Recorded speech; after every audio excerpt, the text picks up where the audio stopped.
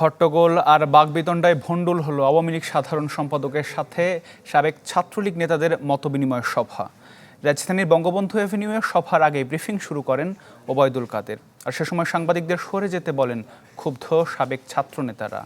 এ নিয়ে উত্তেজনা দেখা দিলে বক্তব্যের মাঝপথে সভাস্থল ছাড়েন আওয়ামী লীগ সাধারণ সম্পাদক।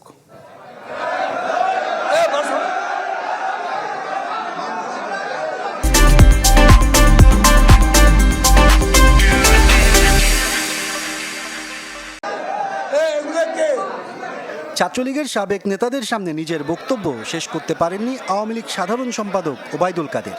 মাঝপথেই শুরু হয় এমন হট্টগোল।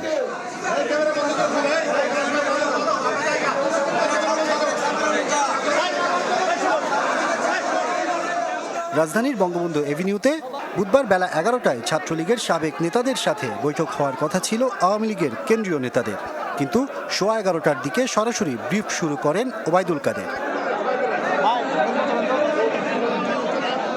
এ সময় পেছনের সারিতে বসা ছাত্রলীগের সাবেক নেতারা সাংবাদিকদের সরে যেতে বলেন। ক্যামেরায় ফুটেজ ধারণে সমস্যা হবে একথা বললে সাংবাদিকদের দিকে তেড়ে আসেন কয়েক নেতা। এতে অনুষ্ঠানস্থল ছেড়ে যান সাংবাদিকরা। চিৎকার করার সময় নয়, আমার কথা শুনুন। সবাইকে শান্ত থাকার অনুরোধ করেন ওবায়দুল কাদের, কিন্তু কেউই তার কথা না শোনায় সভা শেষ না করেই চলে যান আওয়ামী লীগ সাধারণ সম্পাদক।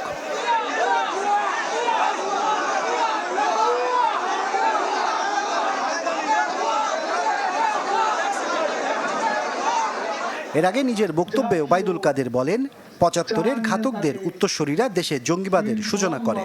এই অপশক্তিকে রুখতে ঐক্যবদ্ধ থাকতে হবে। ওই পশু শক্তি যদি আরো প্রশ্রয় পায়। আশরাফুল আলম আকাশ, চ্যানেল 24, ঢাকা।